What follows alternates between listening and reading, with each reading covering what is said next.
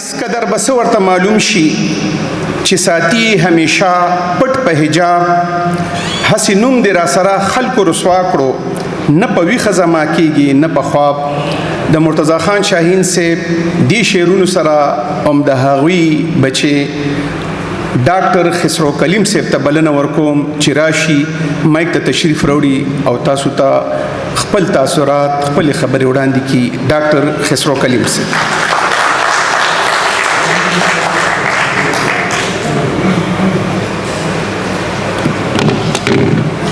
بسم الله الرحمن الرحیم. سلامونه قبول کې.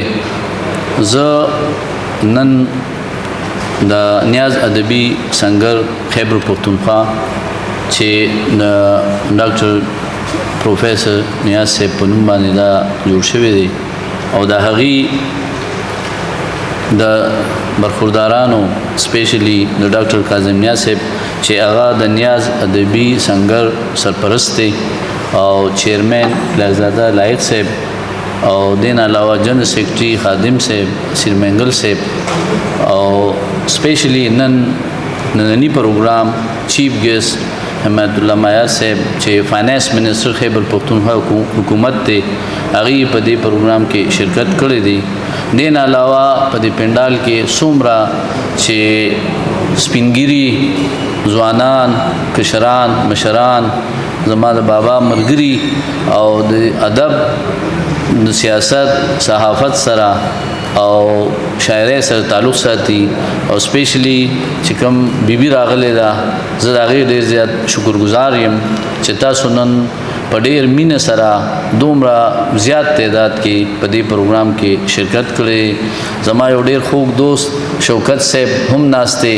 دوه شوکت صاحب دی، یو شوکت حیات صاحب دی، یو شوکت یوسفزی صاحب دی چې هغې سره زما ډېره مینه ده، هغې هم راغلي دي. نو نور ملګرو نومونه خو راځي خو چې بای نیم ویم نو بیا به لږ محسوسېږي چې بعضې ملګري به نو زه ستاسو ډېر زیات شکرګزار یم او زه او زما خاندان ستاسو د زړه کومې نه شکرګزار یم چې تاسو دې پروګرام ته راغلی. زه ډېرې خبرې ځکه نه کول غواړم چې تاسو ټولو ملګرو د هغې متعلق ډېرې زیاتې خبرې وکړئ. بعضې خبرې داسې وي چې زما دپاره هم نوې وي او زما بچي راغلي د هغې دپاره هم نوې وي.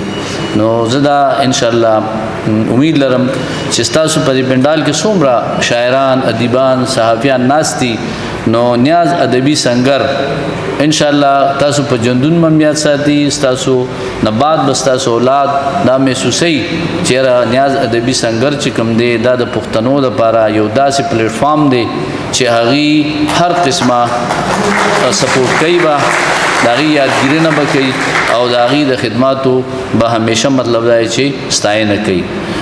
زه خو په خپله شاعر نه یم خو د بابا یو شعر دوه راته یاد دي د ماشوموالي نه زیات شاعري راته نه یاده.